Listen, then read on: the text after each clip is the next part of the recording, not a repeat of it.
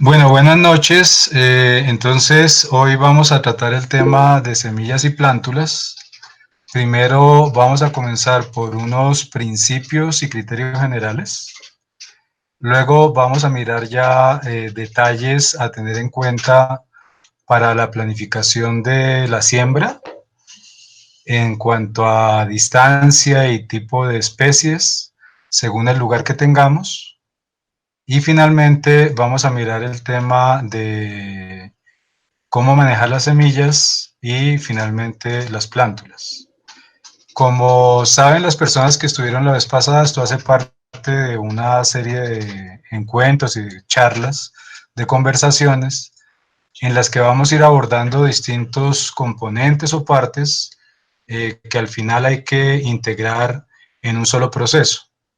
La vez pasada vimos el tema de cómo hacer compostaje en casa. Hoy vamos a ver el tema de semillas y plántulas. La próxima vez podríamos mirar siembra y mantenimiento, y al mismo tiempo podríamos ir hablando de la cosecha, aunque eso ya es adelantarse a un momento que solamente va a existir en el mejor de los casos un mes y medio después, y en otros casos 2 meses o 2 meses y medio después o 3 meses después, o según la especie que sembremos y que cultivemos. Entonces, en la primera parte, lo que son principios y criterios, hay unos principios ecológicos que son fundamentales de tener en cuenta en este proceso. Esos principios ecológicos son los siguientes. Primero, biodiversidad. Así como buscamos promover y defender la biodiversidad en zonas rurales, en zonas urbanas, en zonas protegidas como un páramo, como la selva, como un bosque, también a pequeña escala hay que buscar la biodiversidad, es decir, no cultivar una sola especie, no cultivar solamente cebollas o solamente... sí, Claudia, la está grabando Paula. Entonces, estaba en el tema ya, primer principio, biodiversidad. Principios ecológicos. Segundo principio, asociatividad. Entonces, hay plantas que se complementan bien porque no compiten por nutrientes. Digamos que ambas buscan nutrientes, pero no compiten entre sí por razones como la que les dije, porque una tiene las raíces menos profundas, otras más profundas, unas la tienen más alargadas, otras más horizontales. Entonces también van a tomar los nutrientes de forma más superficial, pero además porque hay plantas que se complementan para evitar las enfermedades, es decir, que les llegue un hongo o un bicho que comience a chuparle la savia o comience a comerse o a chupar los tallos y las raíces de la planta. Entonces hay plantas que por el olor o por sus características repelen insectos que son dañosos para el cultivo y otras que atraen insectos o animales que son beneficiosos para el cultivo. No todos los bichos son malos, hay bichos que hacen mucho bien al cultivo, que permiten que haya una mejor absorción de nutrientes, que permiten una mejor descomposición de la materia orgánica. Entonces hay plantas que se complementan y por eso se habla de que hay que asociarlas y saber qué plantas debemos asociar para que nuestro cultivo sea un cultivo sano y que en caso de que se presenten enfermedades por lo menos sean lo menos posibles o no se presenten simplemente porque tenemos un equilibrio tal que permite que eso no ocurra.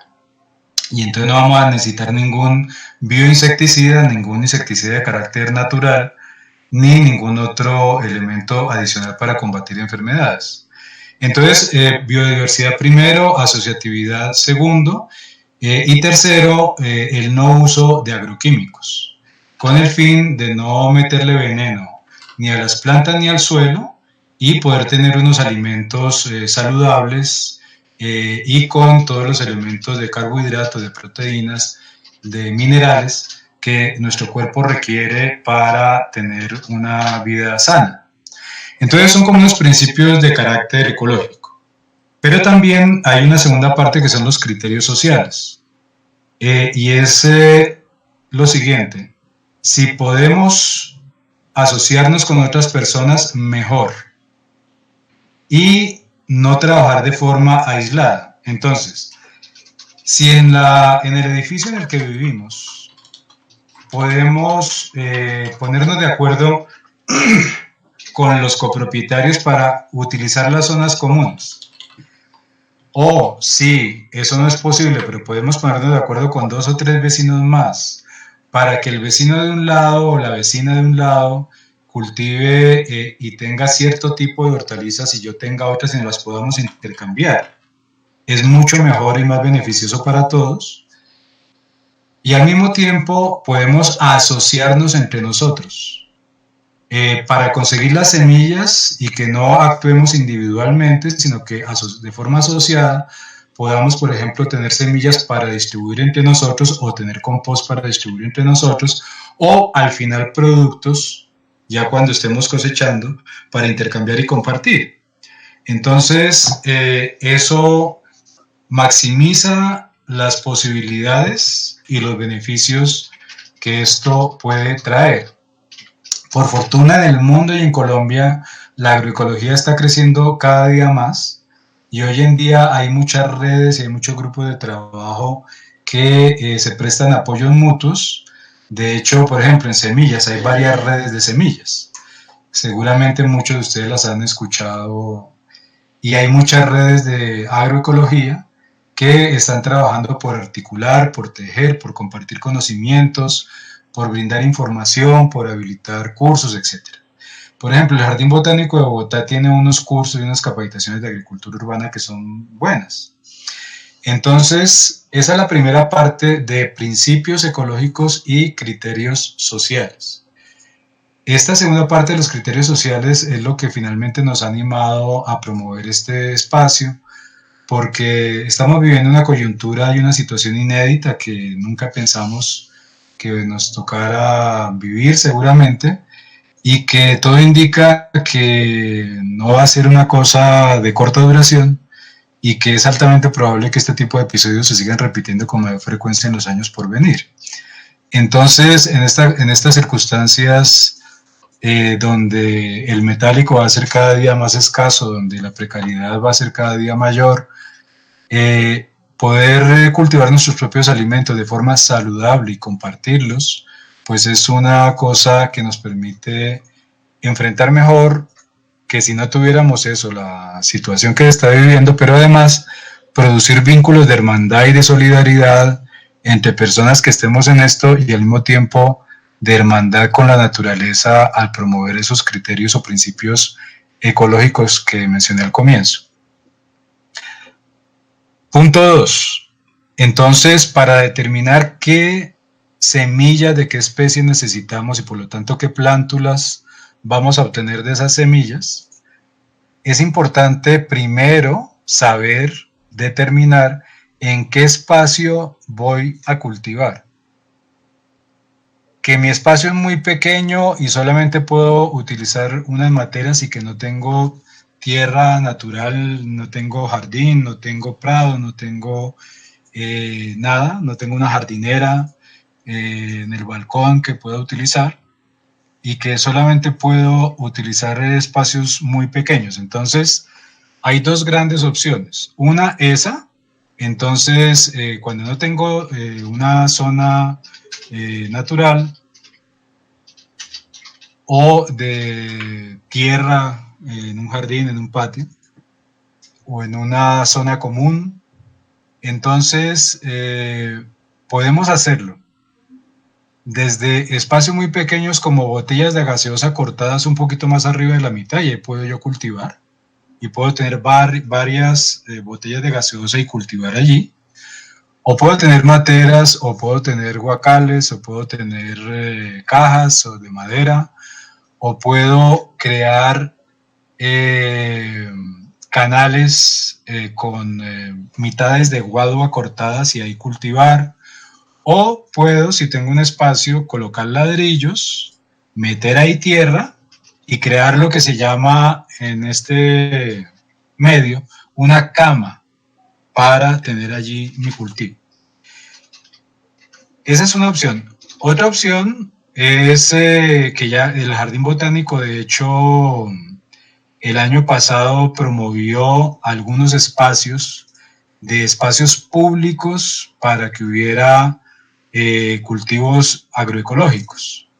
Hay ciudades en el mundo que decidieron, hay una en Inglaterra muy famosa, que decidió hace ya varios años, todos los espacios públicos, las jardineras públicas, los andenes con donde está el prado, todos los espacios públicos, convertirlos en espacios agrícolas.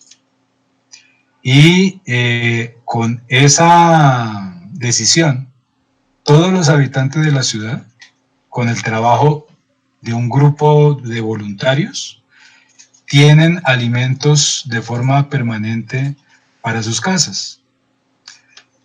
Yo quiero compartirles, preparé algunos documentos para dejarles el día de hoy, y entonces, a ver, acá cómo hago. A ver.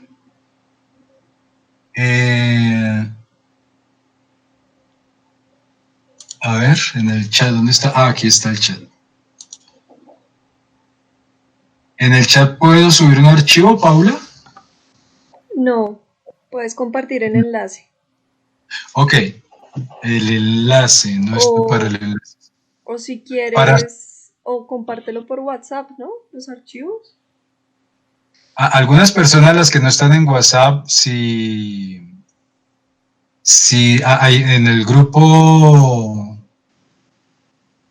sea, si nos mandan el teléfono, entonces los incluimos en el grupo de WhatsApp. Y entonces ahorita hay unos archivos que tengo enlaces y otros entonces que voy a compartir por ese medio. Entonces, ahí hay un artículo cortico que se llama Huertas Urbanas, que cuenta algunas experiencias de este tipo en el mundo. Una experiencia muy mentada en todo esto es la de Cuba, porque Cuba, cuando tuvo el llamado periodo especial, que se cayó la cortina de hierro y la Unión Soviética que les suministraba tantos alimentos, ellos se vieron obligados por las circunstancias a cultivar, y comenzaron a cultivar en muchos espacios públicos y a crear esto que les digo, camas, grandes camas, en las que desarrollaron un proceso de agricultura urbana enorme y gigantesco, que hoy en día es una de las fuentes de alimentación más importantes que tiene la ciudadanía cubana. Bien, entonces, eso es, lo comento para que no se cierren a la posibilidad de que eventualmente podemos pensar en espacios impensados. Uno en su conjunto residencial jamás piensa en las zonas comunes. Hay un amigo que ahorita tiene un cultivo de maíz en una zona común de un edificio. Y así como eso, hay una serie de procesos, como digo, en la administración anterior, por ejemplo, en el Nicolás de Federman, en uno de los parques del Nicolás de Federman dejaron una parte del parque para hacer un cultivo comunitario. Supongamos que esa no es la situación y que nos tenemos que restringir a lo que tengamos en la casa o el apartamento. Entonces hay esas distintas opciones.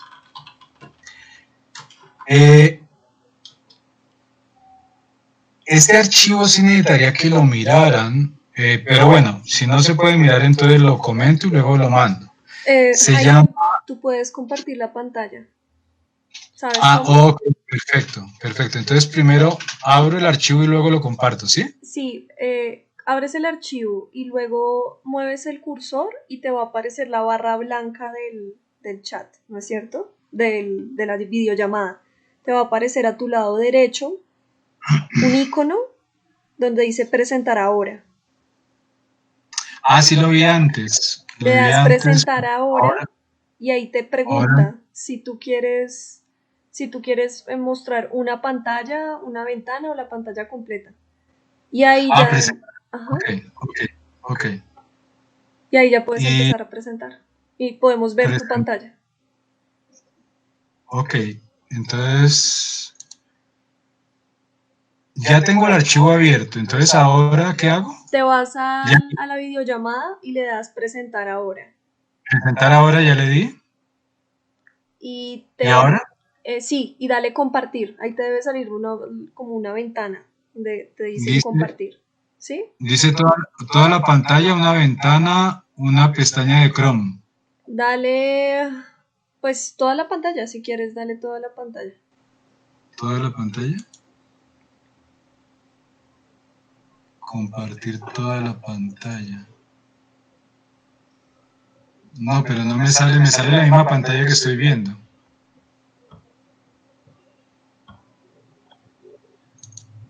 O dale una ventana y elige la ventana que vas a compartir, que sería la del documento. Sí, tal vez eso mejor, ¿no? Una ventana. Ok, perfecto, aquí está. Y en todo caso, ¿lo están viendo ahí? ¿Pautas para escoger especie a sembrar? Sí, ya lo vemos. Ok, entonces esto, si lo pueden bajar o si no, luego lo enviamos. A ustedes ven en la primera columna unas especies, en la segunda columna dice tipo de siembra y en la tercera distancia de siembra. No las vamos a leer todas, si ustedes bajan, o bueno, yo estoy bajando, perdón. Ahí hay muy distintas especies que están sugeridas para agricultura urbana. Entonces ven ustedes que hay acelga, espinaca, apio, lechuga en la primera celda. Luego tenemos ajo, amaranto, arveja, uyama, brevo, que requiere mayor espacio, por supuesto. Todo lo que son ese tipo de frutales requiere mayor espacio. Pero tenemos cebolla cabezona, caléndula, que es una de las plantas que contribuye a repeler insectos que no son beneficiosos para el cultivo. Cilantro, que también contribuye en ese mismo sentido y además tiene la gran virtud de atraer abejas. Fresa, frijol, gulupa, maíz, que por supuesto requiere un poquito más de espacio. Menta, ortiga, toronjil, ruda y hierbabuena, que cumplen esa función también de repeler insectos que son perjudiciales y atraer otros que pueden ser beneficiosos para el cultivo. Papa criolla, pimentón, bien. Entonces, como ustedes ven, en la segunda columna tipo de siembra dice semillero, en la primera, en acelga, espinaca, apio, lechuga. ¿Qué significa? Las plantas tienen dos grandes formas de reproducirse, una forma de reproducción sexuada o sexual y otra asexuada. Entonces, cuando yo tengo una semilla, tengo un embrión que ya tiene el elemento masculino y femenino. Pero a veces yo puedo tener la reproducción de mi planta no por semilla, sino por esquejes o por bulbos o por partes de la planta original, por hijos de la planta, que es una reproducción asexuada. Entonces, cuando dice semillero, significa que en ese caso de esa especie requiero la semilla, requiero la pepita, requiero el embrión. Y esa semilla, en el caso de que estamos viendo, se recomienda en cada perforación donde yo voy a colocar mi semilla, colocar 2 semillas en cada uno de los huecos donde esa semilla va a germinar y se va a convertir en una plántula inicialmente, y esa plántula posteriormente en una planta, y esa planta finalmente en una hortaliza o en un producto, en un vegetal o en una fruta que yo puedo recolectar y consumir. Y a mano, en la tercera columna, distancia de siembra recomendada, entonces dice 30 centímetros entre planta. Entonces significa que si yo voy a colocar mis semillas ya en el suelo y no en un semillero, que ahorita hablamos de eso, o coloco mi plántula, ya no es semilla, sino mi plantica de 4 hojitas que ya tiene una altura de 5, 6, 7 centímetros. Entonces esa plántula que yo la tomo de un semillero y la paso a la tierra o a la matera o a la botella donde yo vaya a cultivar, significa que ya en el cultivo debe haber un espacio de 30 centímetros entre planta. ¿Por qué? Porque la acelga, la espinaca, el apio, la lechuga, el desarrollo de sus raíces y el desarrollo de sus hojas requiere un mínimo de ese espacio para que se pueda desarrollar bien. Si yo la siembro muy densamente, excesivamente cerca, va a tener limitaciones en su crecimiento, porque entonces, si yo tengo 2 lechugas a 15 centímetros, esas 2 lechugas van a competir por nutrientes y las 2 se van a desarrollar con deficiencias para su potencial real. Si las siembro a 30 centímetros, pueden desarrollar su potencial completo. Y dice a 30 centímetros entre surco, quiere decir que si yo hago 2 hileras, entre una hilera y otra, o sea, hago 2 hileras y una hilera la hago cada una a 30 centímetros. Y luego tengo esa hilera y tengo al lado otra hilera, que es lo que llamamos el surco.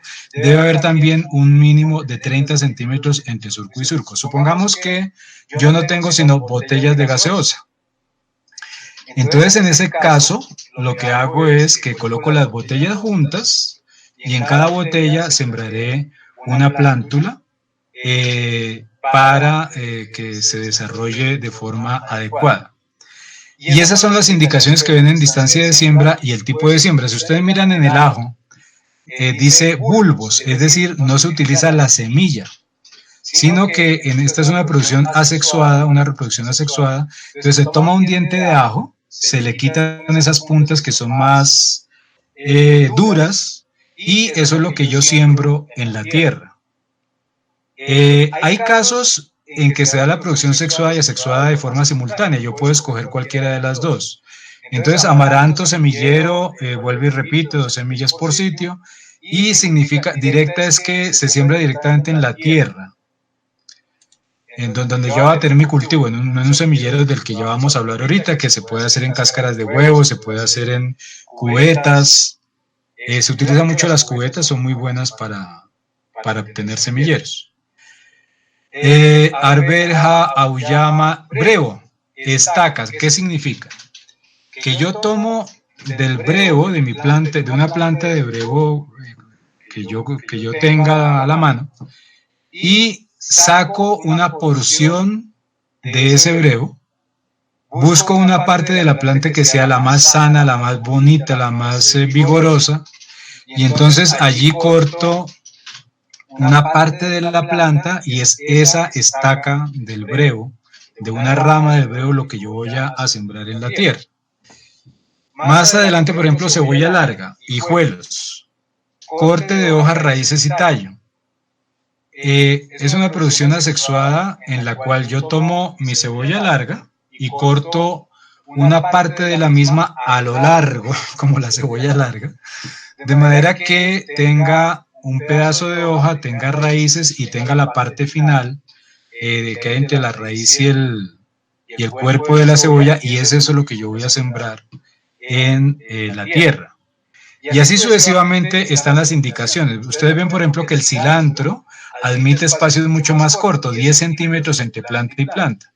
Entonces, si yo tengo botellas de gaseosa, en una botella de gaseosa podré sembrar de pronto 3 cilantros o 2 cilantros, ¿no? Al ojo me imagino que pueden caber hasta 3.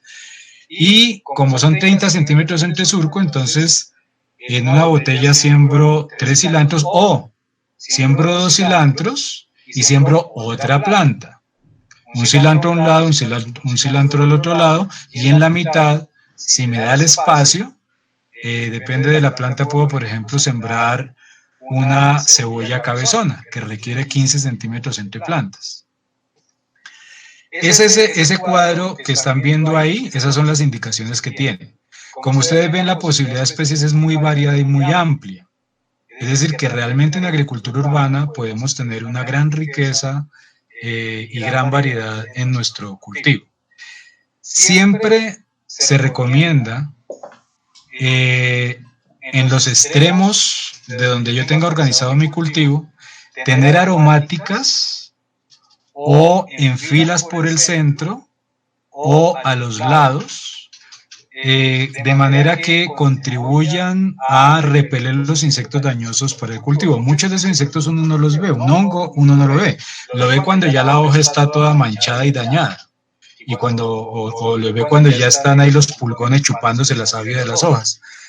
Entonces, una planta como la caléndula y la ruda, tenerla a los extremos de la franja donde yo tenga mi cultivo, es muy beneficioso porque contribuye en ese sentido. Lo que hay que tener presente es que la caléndula y la ruda se demoran más que, por ejemplo, la selga o el rábano o otras plantas, y entonces hay que cultivarlas y sembrarlas antes para que cuando ya comiencen a desarrollarse y a florecer, es muy importante que la flor esté para que puedan cumplir su papel, entonces puedan proteger a las otras especies que voy a tener en mi cultivo. O el romero o el cilantro, tenerlos también o a los lados o en los extremos para que mi cultivo se vea protegido y tenga una diversidad apropiada. Esa es la primera parte que van a encontrar en este cuadro. Luego, entonces, organicé una parte de asociaciones, el segundo principio ecológico que les dije. Aquí se sugieren algunas asociaciones para agricultura urbana. Las cifras que están entre paréntesis son dependiendo del tipo de espacio en el que yo voy a cultivar. La primera, la A, es para un tipo de cultivo que se llama en tubulares. Y es que yo, en una bolsa plástica alargada, la relleno de tierra y de compost, o de cascarilla de arroz y fibra de coco y compost. Ahorita vamos a hablar de eso.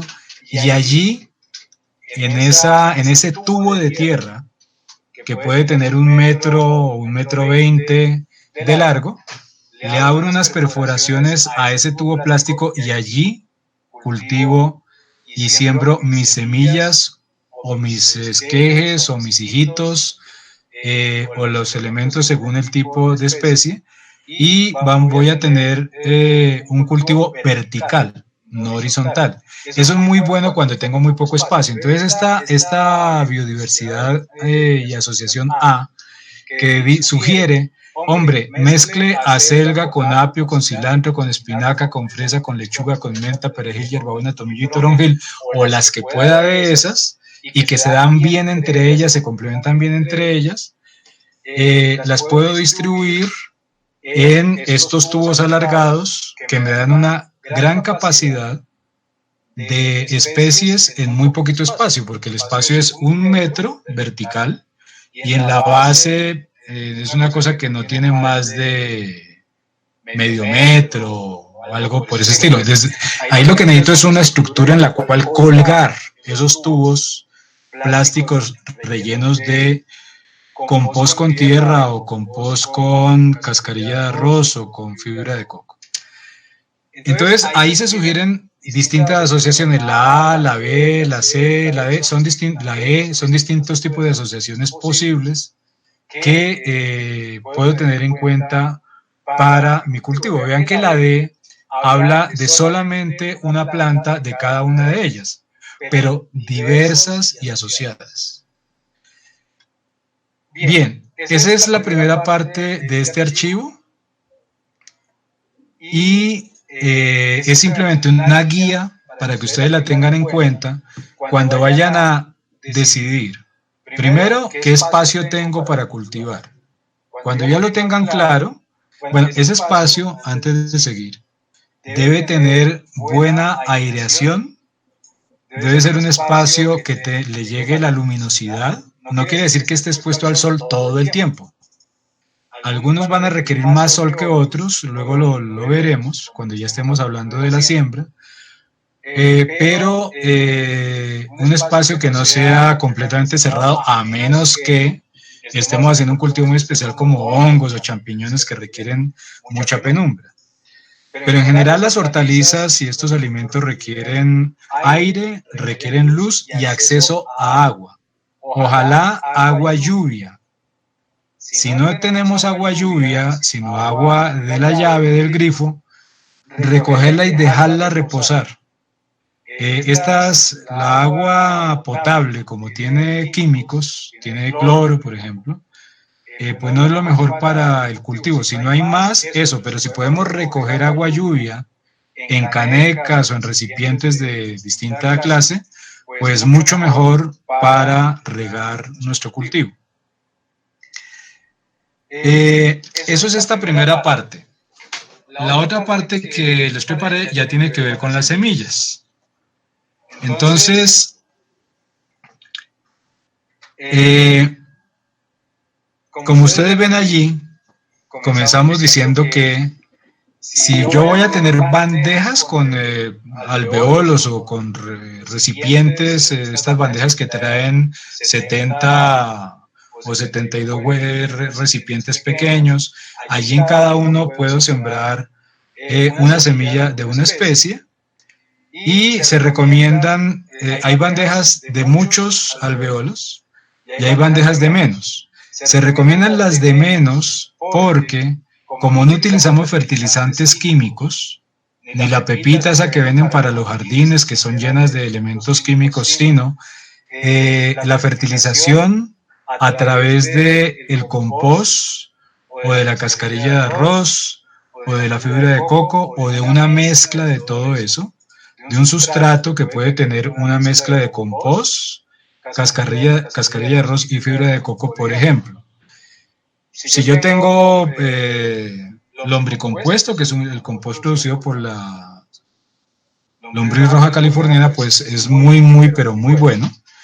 Y si en vez del compost puedo echar eso, pues mejor. O utilizo mi compost casero y si puedo conseguir lombricompuesto, lo mezclo y lo mezclo con cascarilla de arroz en una proporción de un tercio. Entonces, por eso se recomiendan alveolos un poquito más grandes para que la semilla tenga los nutrientes necesarios sin acudir a fertilizantes de carácter químico para su desarrollo y crecimiento. Luego, humedad que se requiere ni muy húmeda ni muy poco húmeda. La agroecología es un tema de equilibrios todo el tiempo. Equilibrios naturales, equilibrios entre plantas, equilibrios entre microfauna, equilibrio en la humedad del suelo. Si tengo demasiada humedad, mi semilla se puede podrir. Si tengo muy poca humedad, se va a desarrollar raquítica y pobre, y una vez que una semilla nace así, ya se queda toda la vida así. Esto es como los seres humanos. Y lo que dice allí más adelante, cuando la semilla despierta de su sueño, ya cuando empieza a germinar, cuando comienza a convertirse de ese embrión en una pequeña plántula y empiezan a asomar sus partes, requiere oxígeno. Todo el tiempo requiere oxígeno, requiere aireación todo el tiempo. Entonces yo tengo mi bandeja y la puedo entonces recubrir con esta tela que se utiliza en las obras, o esta mallita negra que permite que tenga aire, que tenga luz, pero que no quede expuesta todo el tiempo al sol. Y también puedo cubrir mi sustrato con material vegetal seco para que la humedad se conserve mejor. Entonces, dice acá, si se ubican donde dice si no hay suficiente oxígeno, en el momento de la germinación, las plantas producidas serán débiles, no solo en el momento de germinar, sino toda su vida. Y las causas de que haya muy poco oxígeno pueden ser variadas. Puede ser que tiene demasiada agua, demasiada humedad en el ambiente, o que hay mal drenaje del agua con la que yo riego mi semilla. Entonces se sugiere al comienzo regarlo una vez al día, ojalá con un atomizador para que sea un riego suave, cariñoso, afectuoso. Y ya cuando comienza a germinar 2 veces al día, en la mañana y al final del día. Bien. Ahora, también podríamos comprar las semillas. Si yo veo que es muy difícil para mí todo este asunto de tener una bandeja y de conseguir el sustrato y hacer todo el proceso, y que no tengo las condiciones para hacerlo, pues hay muchas formas de adquirir las semillas. Hoy en día, por fortuna, hay, como decía anteriormente, mucha gente que tiene semillas producidas agroecológicamente y que las vende o las facilita, o se pueden comprar en este sitio que yo les digo que se llama el Centro de Recursos Biológicos de la Universidad Jorge Tadeo Lozano. Ellos tienen compost, tienen semilla y tienen plántulas de una variedad bastante amplia y no es una inversión costosa. De hecho, las semillas muchas se consiguen, no en la Tadeo, pero sí en otros sitios gratuitamente. Lo importante es que nos aseguremos que sean semillas de producción agroecológica o de producción orgánica, porque si yo compro semillas que han sido obtenidas de la producción agroquímica, esas falencias que esa semilla tiene por su origen y esas características la vamos a tener reproducidas en nuestro cultivo. Entonces es muy bueno y muy recomendable asegurarse de que sea de producción agroecológica orgánica.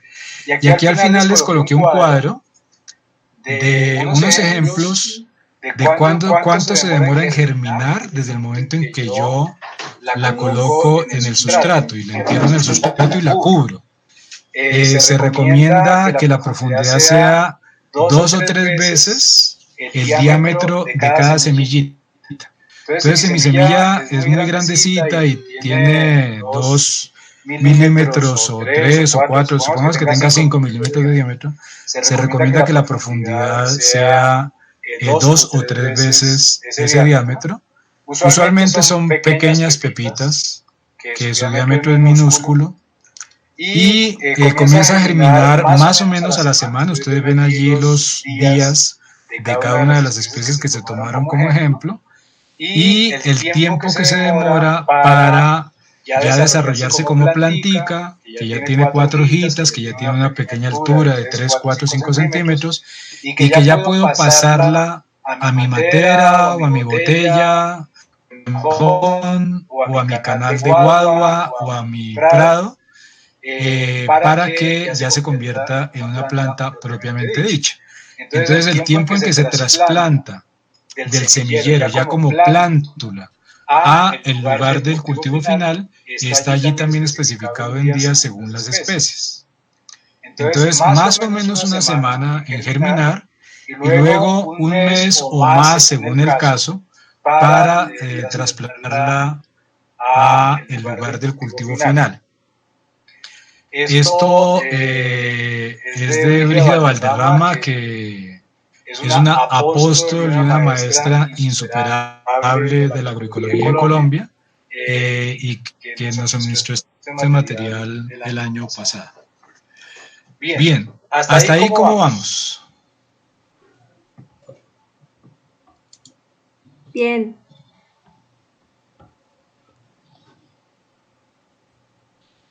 Bueno, ok. Bien. Sí.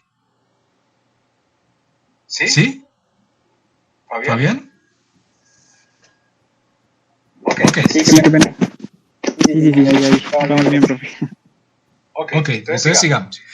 Bien, entonces, ahorita al final, yo creo que deberíamos ponernos de acuerdo para comenzar e irnos acompañando. Por el WhatsApp podemos ir comentando cómo nos está yendo, qué problemas estamos teniendo, compartir imágenes, fotos. Eso es muy útil.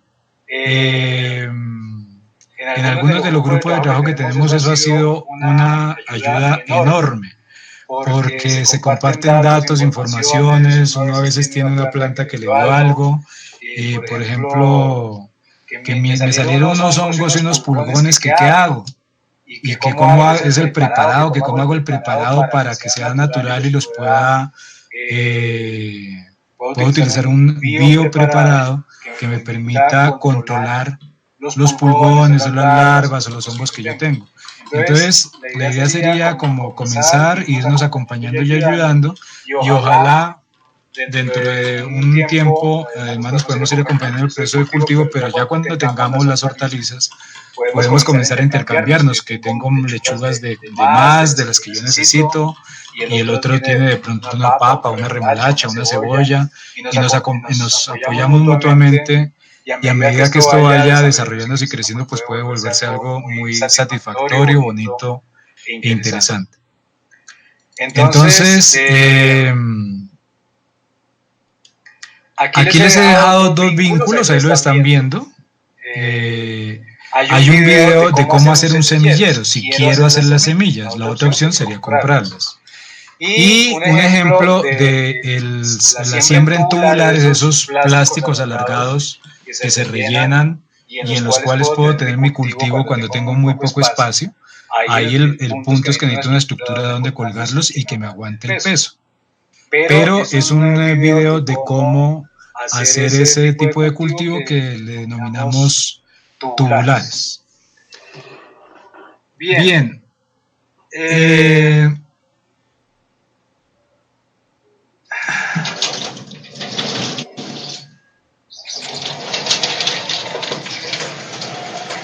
Entonces, de momento les compartiría este archivo, estos vínculos para que los miren. Cada uno es corto, dura 7 minutos, 8 minutos, algo así o menos. Y son muy prácticos, muy claros, porque muestran cómo se hace, van haciendo el proceso y lo muestran allí en detalle. No sé si quieren que veamos uno de estos y entonces yo paso el vínculo aquí al... O si cada uno lo mira ya luego por su cuenta.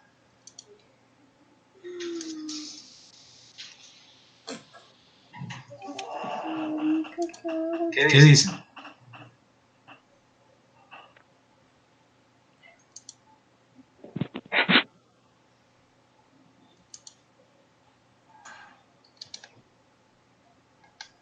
A ver. Pues profe, yo creo que lo podemos ver, o sea, ya cuando nos envíe el documento. Bueno, listo, ok.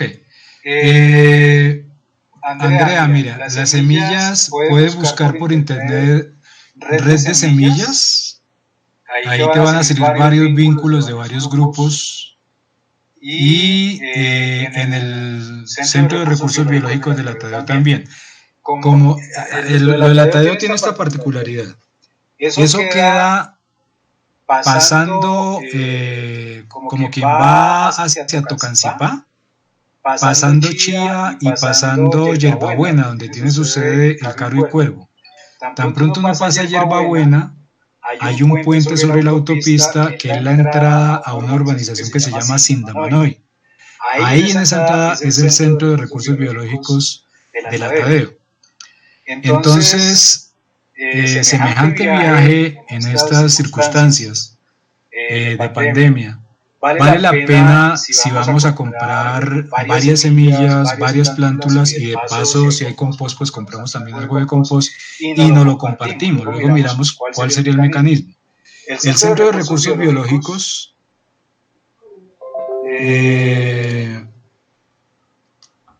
a ver.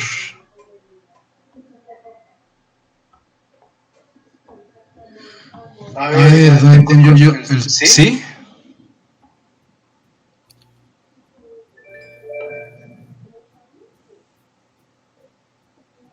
Bueno, queda allá. Ellos en ese momento están activos por lo que todo el sector alimentario pues está activo y prestan un servicio invaluable. Y ellos tienen todos esos elementos y son producidos todos agroecológicamente. Entonces, yo ahora más tarde, es que no sé dónde lo tengo ahorita, les envío los teléfonos y los datos del Centro de Recursos Biológicos. Si ustedes entran a Google Maps y se colocan en esa zona de la autopista pasandito Chía, buscan Centro de Recursos Biológicos, ahí lo van a ver dónde está localizado, pero es algo que valdría la pena ponernos de acuerdo.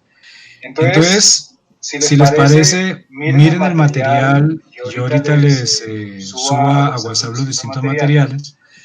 Ahí en el video están en el documento, están los vínculos de los videos.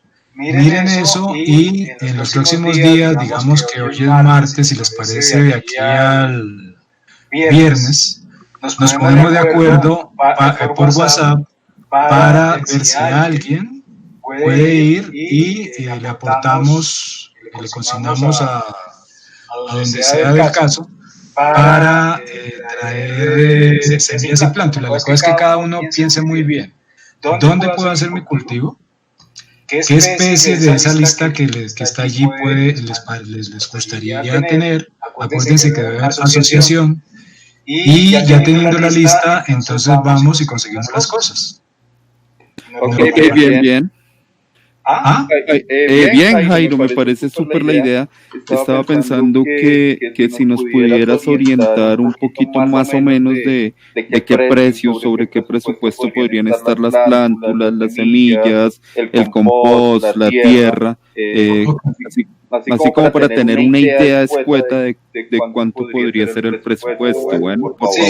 Sí, uno con 30.000, 50.000 pesos compra mucha cantidad. Pero ya te digo los precios como están. Y eso es muchísimo. En realidad, es que las plántulas son súper económicas allá. Son muy, muy económicas.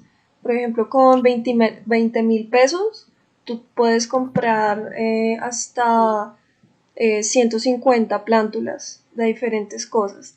Y las plántulas más económicas son las que tienen que ver, digamos, las lechugas, el cilantro, la selga. Las más caras son las frutales, esas sí son bien caritas. Pues bueno, no tan caras, obviamente, pero sí te cuestan por ahí 3.000, 4.000 la plántula. En cambio, ya la selga o la lechuga te puede costar 90 pesos. Es muy económico. Ok, otra pregunta. Eso quiere decir que, digamos, el presupuesto de 30 a 50.000 pesos, podríamos estar hablando de también la implementación, el montaje del espacio, ¿cierto? O sea, si uno va con 30.000 pesos, puede comprar para varias personas. Nosotros nos íbamos con esa cifra y con eso teníamos para la huerta que tenemos allá en la Nacional, que es una huerta de 35 metros cuadrados. Eso es para tener materiales, o sea, materiales en el sentido de compost, semillas y plántulas. Aquí estoy mirando, la lechuga crespa verde el año pasado estaba a 85 pesos, la espinaca 85, y así sucesivamente. Por ahí tengo un listado de precios, yo lo mando y tengo también los datos, los teléfonos, luego lo mando, es que lo tengo en otro archivo que ahorita me demoraría. Y no me acuerdo bien en cuál es que lo tengo. Ya para la estructura, para donde voy a cultivar, eso sí toca. Habría dos caminos, o que cada uno mire qué tiene, o que veamos entre todos qué necesitamos y conseguirlo. Por ejemplo, yo a veces encargo cajas para hacer composta para lo quemado, o encargo distintos tipos de recipientes para hacer estas actividades. Pero depende de lo que cada uno requiera. Se necesita que cada uno se mire donde vive y piense, diga, bueno, ¿qué espacio puedo tener y dónde lo organizo? Y entonces aquí, ¿qué requiero? Lo más económico son las botellas de gaseosa, que se cortan y ahí cultiva uno. Las tubulares son muy económicos también. Lo que pasa es que el tema es la estructura que soporta el peso. Pero son bolsas plásticas. Que eso no vale, no sé, ¿cuánto vale una bolsa de 100.000 pesos?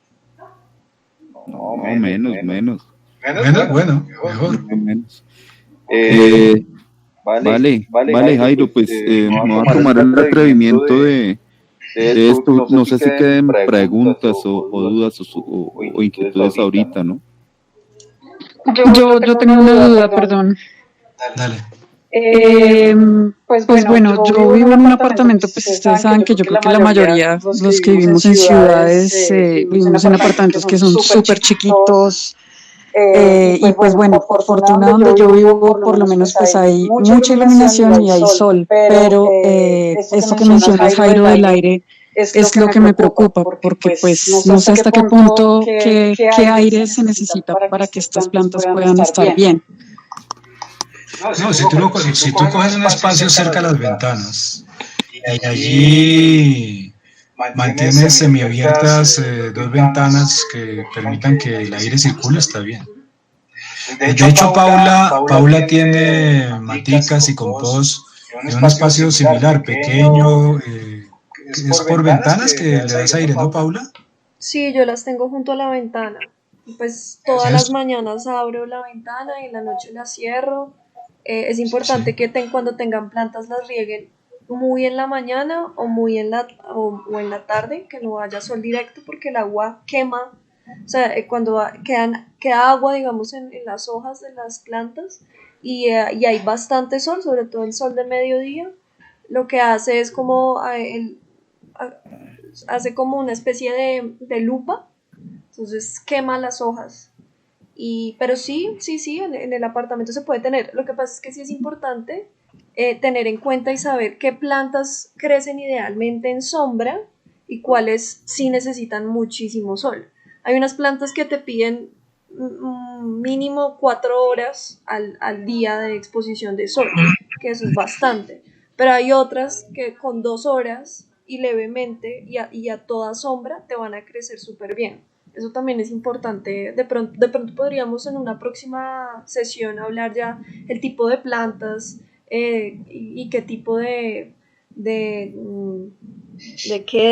sustratos podemos hacer, qué condiciones. Por ejemplo, las que son muy fáciles, que se dan en todo lado, es la caléndula. O sea, ustedes prueben con la caléndula y eso le prende, pero por montones. La caléndula es buenísima. También el cilantro da muy fácil y no les requiere tanto sol. Hay varios que se pueden empezar con algo pequeño y dan muy bonitos. Es un proceso bien chévere. Genial, muchas gracias. Yo les puedo mandar un cuadrito de cuáles requieren más sol, más sombra, para que de una vez definan cuáles van a escoger. Sí, yo tenía una inquietud porque, o sea, yo tengo un patio interior en suelo natural, pero pues los edificios, o sea, es una casa, pero las casas de al lado y edificios pues me dan mucha sombra, entonces ahí sí realmente que el sol llega como solamente al mediodía. Y dependiendo de la temporada del año me va cambiando por donde le pega. Entonces sí me tocaría hacer como eso, ¿cierto? Muy cuidadosa con cuáles son más de oscuridad. Y de pronto en las botellas hago las que son de sol, donde sí las puedo mover para que les dé el sol, que funcione. Pero entonces tenía otra duda. El suelo que hago, lo voy preparando. Yo tengo un frutal ahí, una mata de freijoa y alrededor es que yo puedo cultivar, entonces le voy agregando compost, yo hago algo de lombricultura y como medio hechizamente y pues tengo acumulado un abono de ese, entonces ¿qué hago? ¿Se lo mezclo a la tierra y la voy preparando o qué? Mira, defines un área y una vez que definas un área, si tiene pasto, tienes que remover el pasto. No, por justamente como no pega casi sol, es pura tierra y intentado cultivar pasto y no. Limpiarla porque tiene como restos de ladrillos, de piedras, entonces como que yo me imagino que la limpio y supongo, ¿no? Sí, todo lo que es ese material de construcción, esas cosas, es importante quitarlas. De hecho, nunca se les ocurra coger tierra de rellenos o de zonas en las que ha habido mucha acumulación de material como escombros o cosas de ese tipo. Entonces, todo lo que son esos elementos, quitarlos. De pronto, si tienes algún instrumento, una garlancha, una palita, remover la tierra para que afloje, porque la tierra tiene que estar no muy apretada y tampoco excesivamente suelta, con el fin de que el agua pueda filtrarse bien, no generar encharcamientos y al mismo tiempo no pasar derecho. Es otra vez el tema del equilibrio, ni muy a un lado ni muy al otro, sino que pueda aprovechar el agua, pero que no se quede posada el agua.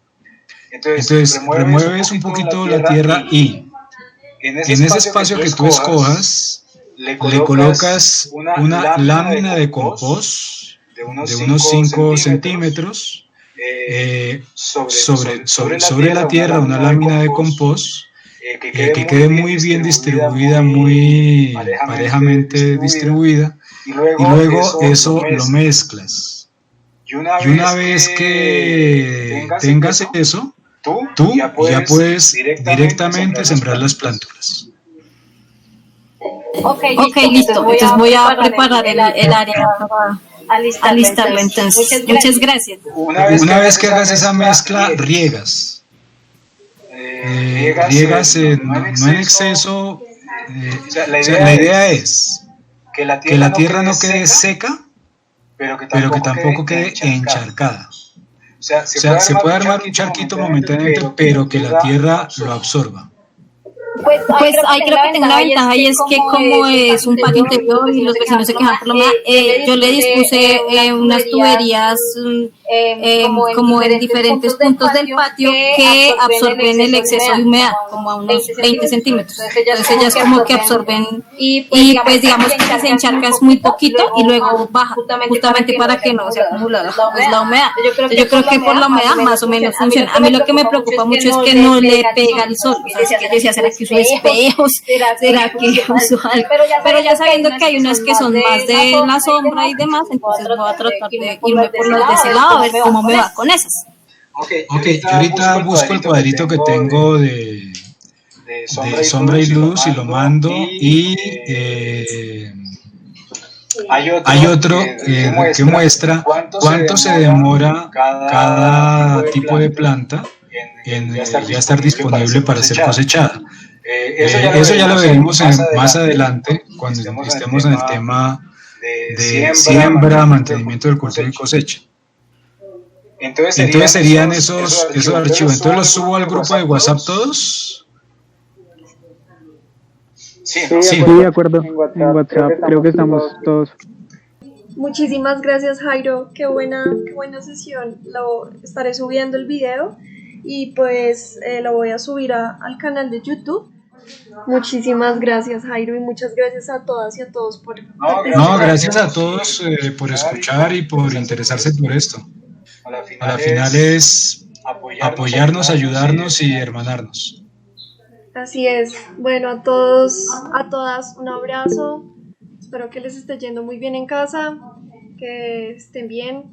Un abrazo. Chao.